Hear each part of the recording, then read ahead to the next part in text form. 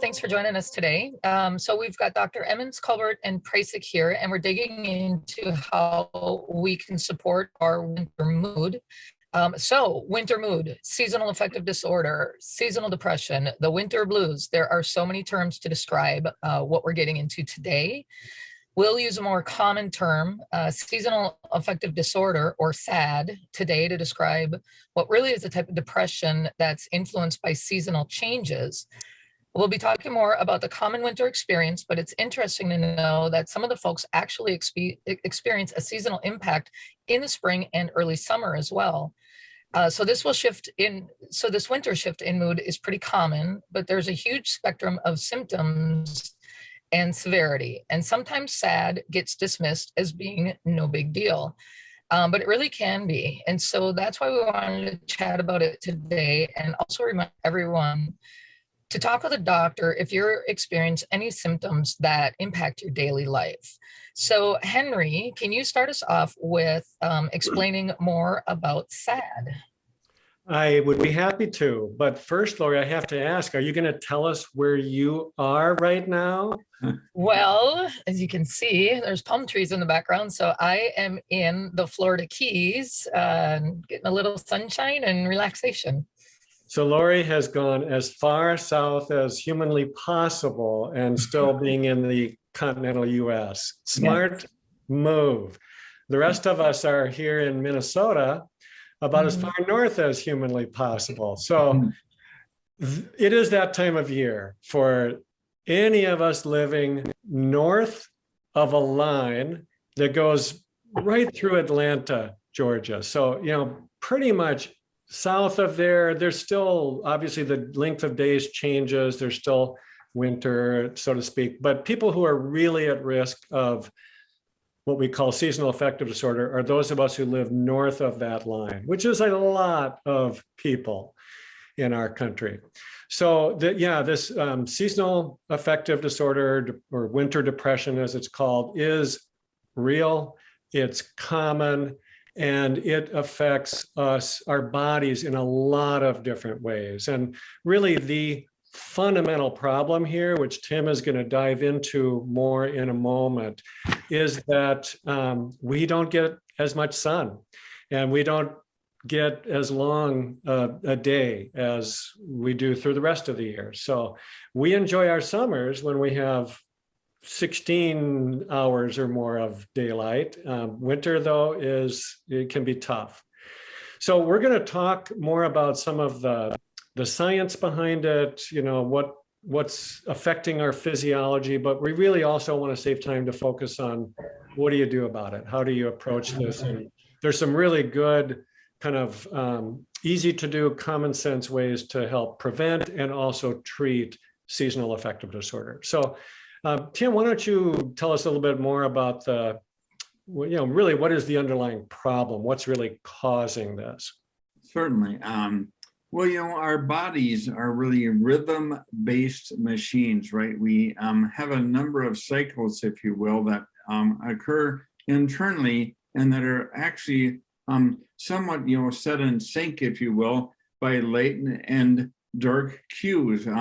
So, some of the things that function in rhythmic ways within our body include certainly sleep, the way that our heart beats, our breathing, our alertness level, our blood pressure, hormones, even our metabolism can all really be part of this whole issue of rhythms that are occurring inside our body. And of course, we have this internal clock, if you will, that's located in the hypothalamus, that's part of the brain, called and within the hypothalamus, this internal clock is called the suprachiasmatic nucleus, or SCN for short.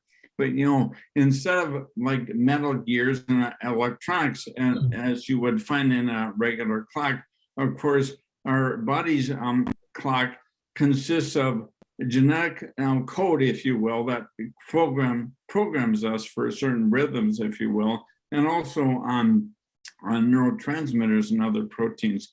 So we'll talk a little bit about that today. So the idea behind seasonal affective disorder is that this clock, if you will, internally experiences a shift or a delay, if you will, a phase delay during the days that come in the winter, the fall and the winter, when we have less light and more darkness.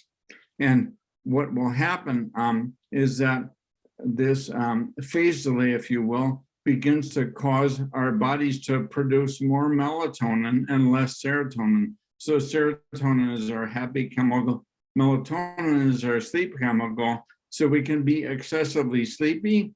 We can feel like we're having low energy levels, and we can, crave certain foods, especially carbohydrates in the winter is interesting. And we can, even put on weight. And so this effect of this light dark shift, if you will, can be really problematic for some people. It can cause, a lot of trouble. Now, in general, we tend to see SAD more often, I'd say, in older teens and adults as compared to kids. About 6% of the population will get SAD. About 15% of people can just have milder symptoms and maybe not meet the full criteria for seasonal affective disorder.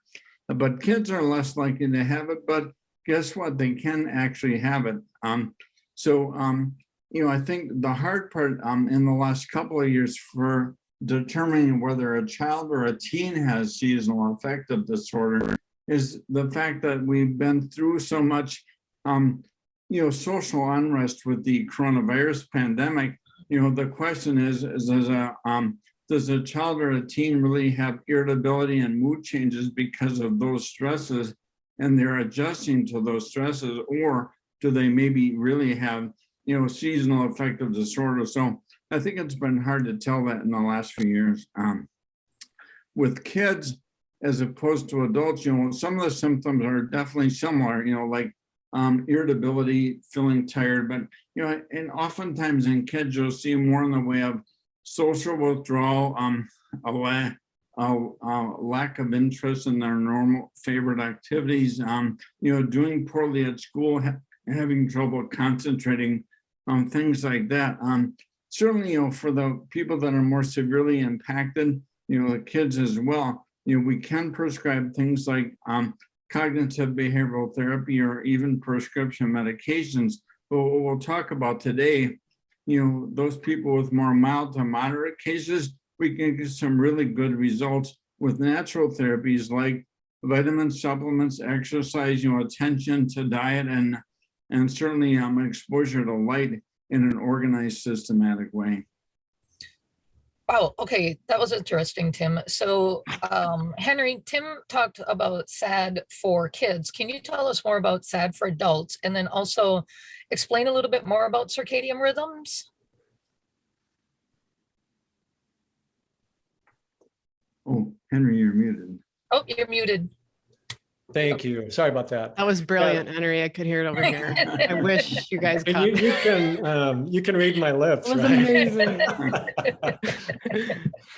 Sorry about that. So as I was saying to myself, the symptoms in adults are different than kids. There's not as likely a chance of irritability.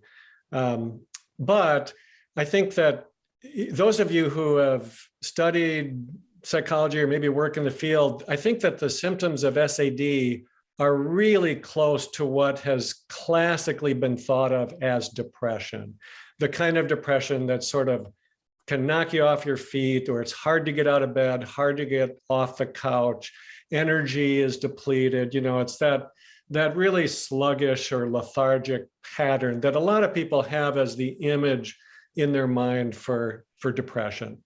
So the problem, as Tim said, is really about circadian rhythms. And I think the reason it becomes such a problem is because mood, energy, motivation, and focus are all so tied to the release and the timing of release of hormones, different hormones. And so that includes melatonin, which is a hormone, but also all of your stress hormones, the cortisol and adrenaline and And even some of the neurotransmitters that have a lot to do with not only mood, but also with focus and energy, dopamine and norepinephrine, they're all really tied to our biorhythms. And when our biorhythms get thrown off, as they do in the winter, the body doesn't quite know what to do with that. It gets confused, really. And so our remedies, when we talk about those, are really geared towards tricking our bodies into thinking that we are not experiencing these really short days. So it's really kind of work around in a smart way the problems that are underlying this. One thing that's I think is worth noting, depending on where you live, I have seen over the course of my career, I've seen a lot of adults who grew up as kids in the South in a sunny environment, like where Lori's at. And when they come, if they move north, they often have much more striking problems with seasonal affective disorder. I can't exactly say why that is, but I think it has to be something about how their biology evolved throughout their early years. So I'm not saying you shouldn't come back up here, Lori, but think about the time of year when you do at least. I'll be staying here for a while. So I think maybe that's enough on the circadian rhythms for now, but I'll just say one other piece before we get to light therapy later. And that is, a lot of people have this notion that if you just get out in the middle of the day when it's, the sun is higher and it's lighter or brighter out, that might fix the problem. And it is great to get outside in the middle of the day, but it doesn't really address this problem because, again, the problem is the length of days. It's not even how much light you're exposed to, but it's the timing of it. And that's what we want to get into in a little bit. Cool. So let's dig into a little bit more of the strategies. Some of the things that we can do to reduce our risk for SAD, and then how do we support our system if we're just like right in the thick of it right now? Right. So I think if we want to think about prevention, so let's back the clock up about 3 months. We're already into December. So for future reference, you really need to start thinking preventively at least by August. I have seen many people who notice their mood already shifting by the last half of August. So, you really have to kind of think ahead. But the two most important preventive strategies in my experience are exercise and diet. And exercise, you've really got to take that one seriously. And you cannot wait until you get into a winter depression to start it, because it's just so hard to do. Motivation is just such an issue at that point. And also the form of exercise that's best for this is the more vigorous, get your heart rate up, break a sweat, really sort of the higher intensity stuff.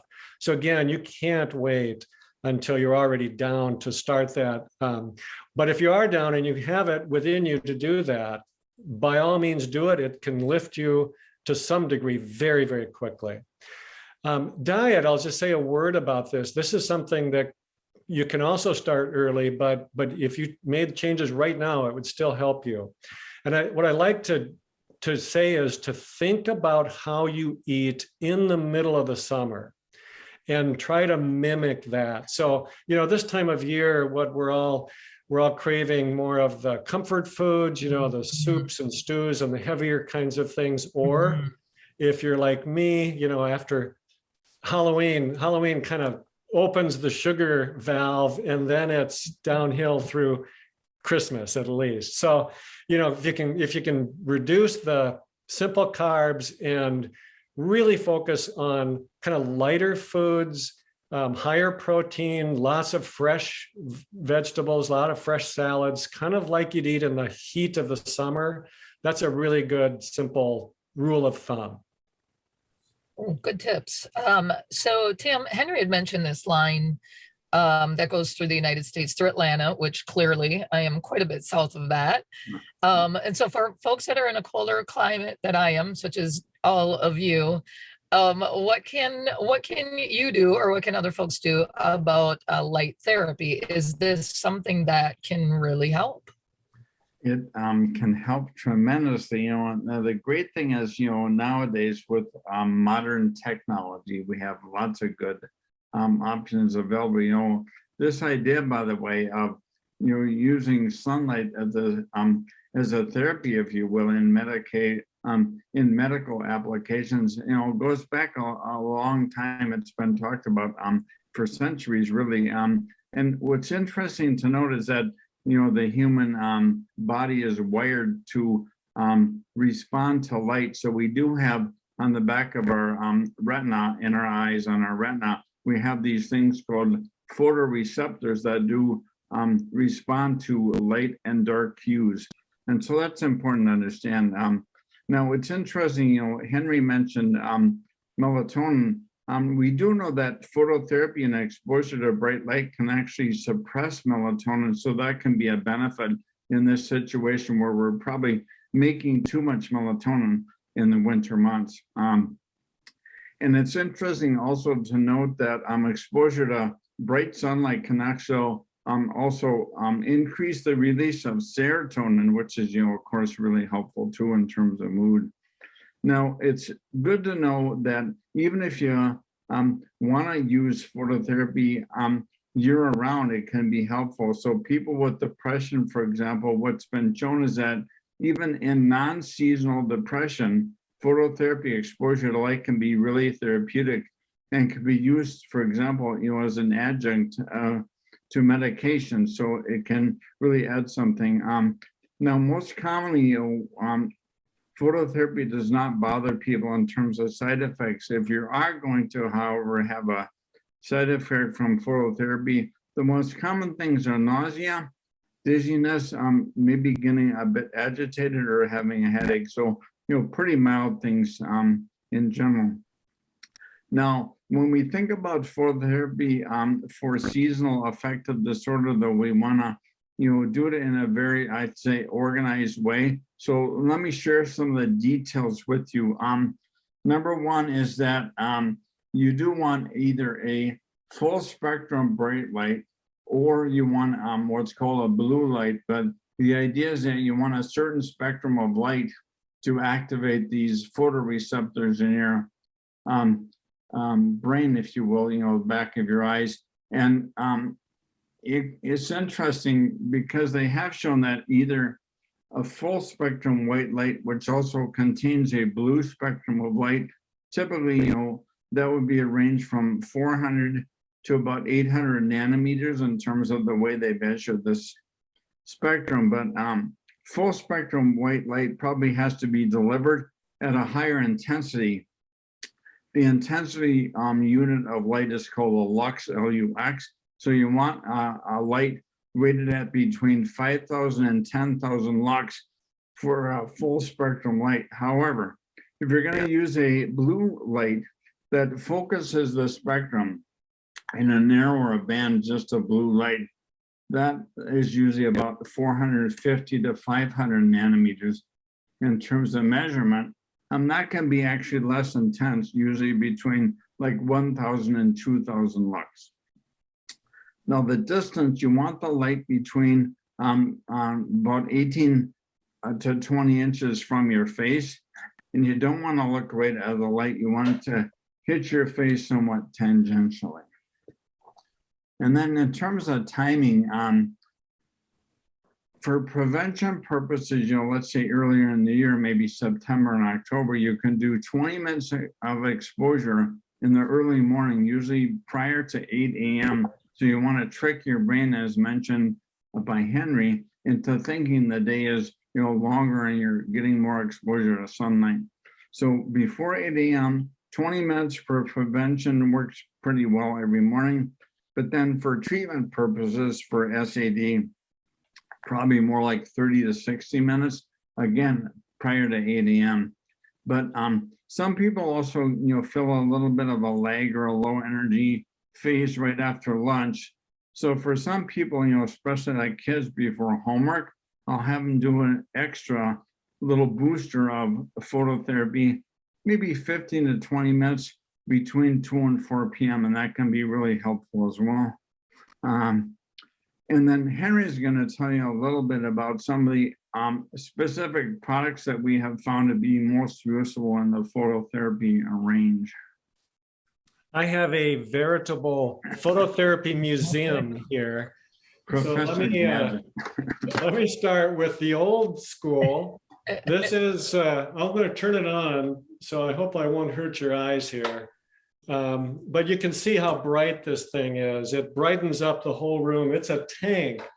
It's not the kind of thing you want to carry to work and back, but they still work. And those are the original, 10,000 lux, kind of in high intensity. And, honestly, if you just want to lighten your room and feel a little bit better from that, you can just put it off in the corner and turn it on. It brightens up the whole room. That's old school. I also have, years ago, I bought this visor, which is pretty cool. This is a blue spectrum light, and it's got 2 or 3 different settings. You can kind of see the bright lights here, and it's right by your eyes. So obviously it doesn't have to be as strong because it's so close to you. If any of you remember the TV show Northern Exposure, there was a guy wearing that and he got manic because he wore it all the time. And I will tell you that if I use these things for more than 45 minutes or so, I get a little revved up, a little bit agitated, like Tim was saying. So there's also, lots of really great, nice looking options these days. So this is my current favorite. I'll turn this one on too, but it's also got, multiple settings, different brightnesses, and you can bring it closer or further from you. And this comes from a local company. I think it's really beautiful, and it's not that expensive. It's under $100. It comes from a company called Circadian Optics, and they have a lot of really great, very affordable prices. There's also a really good product with blue spectrum light made by Philips, the people that make your Sonicare toothbrush. And that's pretty affordable. You can get that on Amazon for maybe $150 or so. Mm-hmm. And then I want to show you this, because this is, I think, really cool. This is a product made by Philips was just called a wake up light, but it's a dawn simulator. And what it does is you put it by your bedside, and then the light just kind of gradually brightens. You can see it kind of gradually coming on, but it'll take a full half hour for it to get this bright if you have it by your bedside. So you set it as an alarm. I have mine, say, for 7 o'clock, and at 6:30, the light begins to come on. And I usually wake up before my alarm, which is kind of nice. By the way, this is perfect for teenagers because it doesn't take any time. You don't have to sit in front of it. You just have to have it by your bedside. So it's kind of the easy way to do this. It is not as potent in terms of treating the symptoms of seasonal depression, but I think it's very good at preventing them. And then I wanted to show you this one last thing because it's kind of fun. This is called the Human Charger, and it's just this little device, looks like a tiny iPhone or something, and it has these earplugs. So you turn it on, it lasts for 12 minutes. It's got these little earbuds that light up with this laser bright light. You plug yourself in, and it theoretically charges you up a little bit. So I don't know that this is going to treat your seasonal depression either, but there's some evidence out there that it can help a bit with energy and mood, and I think it's kind of fun to try these things out. Yeah, I love my light box. You know what's so funny, Henry? You were talking about Halloween candy. Right next to my light box Oh, I love it. Mine's empty already, Amy. Balance. But somebody was asking, can you read while you're in the light? Which I think is a great question. And I keep mine, I start my workday. So yes, would you agree, Tim Henry? You can just go about your day. Yeah. Absolutely. You can just read, eat breakfast. If you have the handy little visor, you can go around your house walking around with it. And Super yeah, cool. 20, 30 minutes.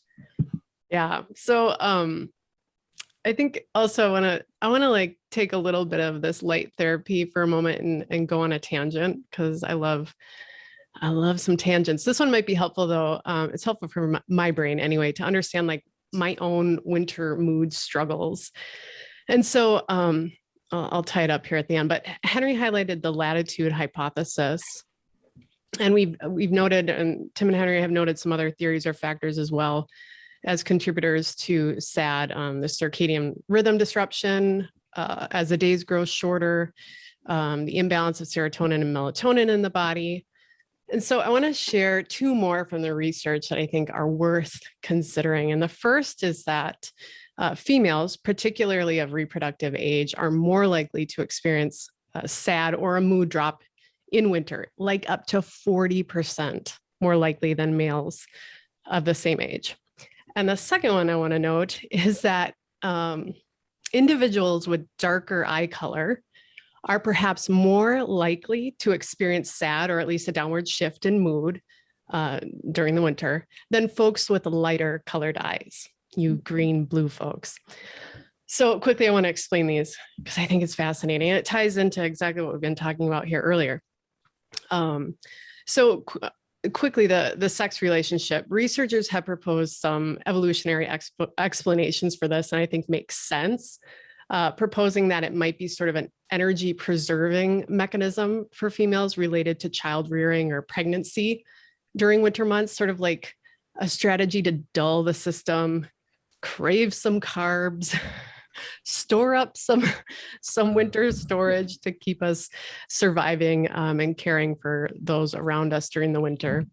And then the eye color. Okay, so this is such an interesting area of research, I think, and really, the light we process with the eyes and how that relates to SAD, we've touched on a little bit. Tim explained that great. So, but more specifically, studies have found that people with lighter blue eyes score significantly lower on the main SAD questionnaire, which is good. You want a low score on that compared to those with darker colored eyes.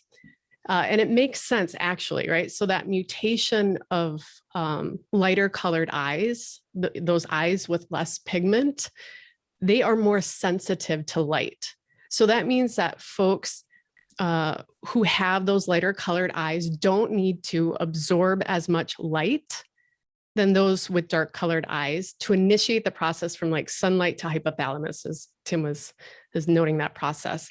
And so sort of generally speaking, as more light reaches the hypothalamus, the amount of melatonin decreases.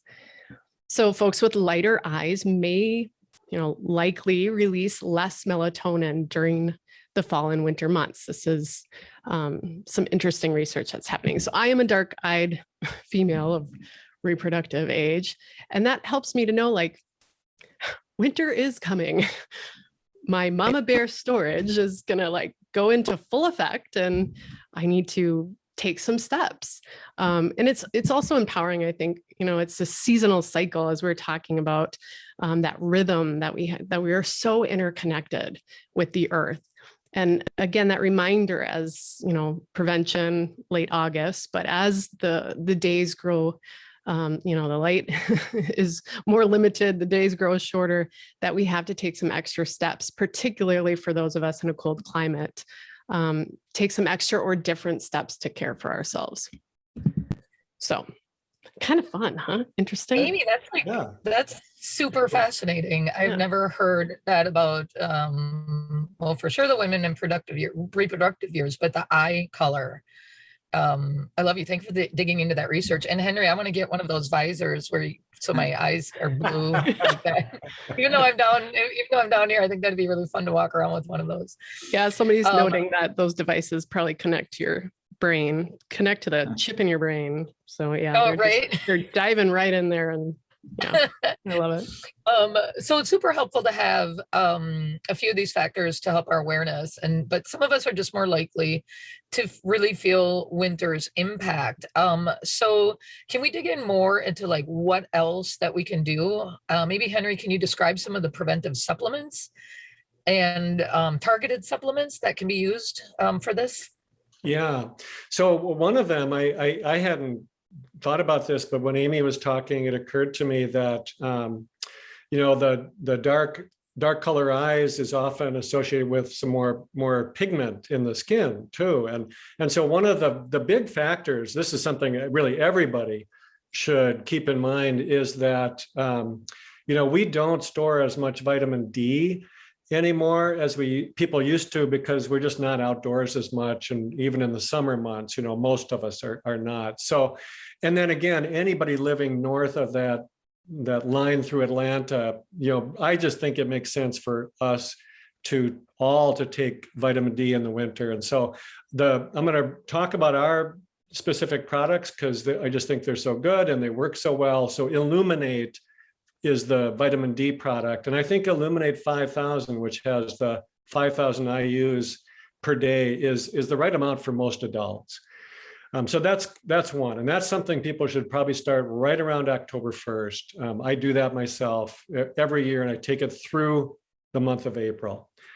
The second thing is also preventive, but it can help with pulling people out of the mood, the low mood as well. And that is Adapt. It's a product that includes several herbal adaptogens like rhodiola, which is, I just think, excellent at helping to prevent winter depression. And it's just kind of gently energizing and can help reduce that lethargy that comes with SADS. And then the third kind of general preventive thing is activated B complex. And our product is called Activate. And it's important that they be activated because 10 to 15% of people can't convert vitamin B very easily on their own. And the B vitamins are important because they help keep up with the production of those neurotransmitters, and they can also be good for energy. So especially people who have that sluggishness with the winter, those last two products, Activate and Adapt, can be super helpful. There are two other things that I use more as treatment, not so much as prevention. One of them is called Energized Mood, which I just think of as kind of a broadly effective remedy for depression, particularly when there is low energy, sluggishness, trouble with focus and motivation. Energized Mood. Some people don't have that sluggishness. They just get more anxious and maybe can't sleep as well. And then I might recommend Relaxed Mood, which is mostly a serotonin support, whereas the Energized Mood supports the whole range of the neurotransmitters. So Tim, you want to say a little bit about how you would, what you would do different with kids? Yeah, I really do feel that kids can have the same vitamins in general. I think, for younger kids, vitamin D3, I tend to dose them at more like 2,000 to 3,000 IUs a day, but up to 4,000 for teens. Sometimes what I'll do, instead of giving our more combined product like Adapt for kids, I will just give them rhodiola straight up, about 300 milligrams in the morning to start, and then they can go up, as high as about 500 milligrams. But yeah, rhodiola has been great for prevention in particular. And then oftentimes too, for kids that have some mood issues anyways, kind of some up and down moods or irritability, I do like omega-3 fatty acids, around 600 to 1,000 milligrams a day for the younger kids, and then maybe 1,500 milligrams a day for the teens. And then I will recommend activated B complex for the younger kids, maybe the vitamin B6 component called pyridoxal 5-phosphate, maybe 5 to 10 milligrams a day. The activated B12 methylcobalamin, that's maybe up to 2 milligrams a day. And then activated folate called methylfolate, maybe 2 to 5 milligrams a day. So just, slightly lower doses for kids. Some kids, you have to be careful with activated B vitamins. They can get a bit aroused or agitated on too high of a dose. And 2 other supplements that sometimes come into play with the kids, especially for treatment. 5-HTP, which stands for 5-hydroxytryptophan. It's the amino acid that gets turned into serotonin.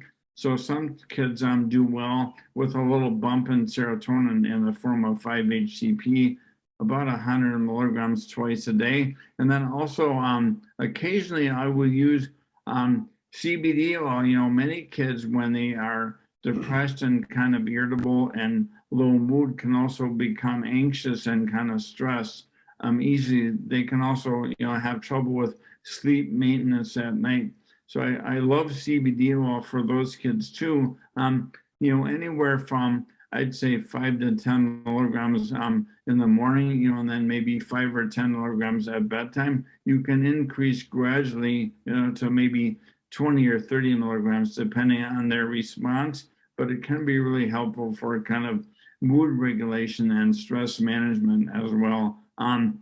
We are going to offer CBD soon, so stay tuned. And we will have our own version of that coming up, I think, in January. Yes. So we're gonna probably wrap things up here. Tim, Henry, Amy, thank you. Could we do one question quickly? Yeah. Sorry to interrupt. Just quickly, because somebody's asking about supplements that shouldn't be used with SSRIs during this time. Maybe if we could just hit that quickly. Sorry, we're over time, guys, but we can't stop talking about this stuff. Yeah, I can address that quickly. I think that the only 2 that we mentioned that I think you have to be careful mixing with SSRIs are the energized mood and the relaxed mood. And Tim mentioned 5-HTP, which is in those products, because anything that boosts serotonin, if you're not really clear knowing what you're doing with it, there can theoretically be a risk of getting too much serotonin. And so that you have to be careful or work with someone who's knowledgeable with these things. Yeah, so always check with your doctor, but yeah, particularly this 5-HTP. Awesome. All right. Thank you. Are we good? Wrap up? Yeah. Yeah, no, that's all right. I'm trying to keep us on our schedule. I know, you're so good. But thank you. Thanks, everyone. Tim, Henry, Amy, for your expertise is such an important and really timely topic. And thanks everybody else for being with us. You can head over to naturalmentalhealth.com for more resources on this topic and other tools to support your mental health more naturally. So take care. Thanks, everybody. Thank you.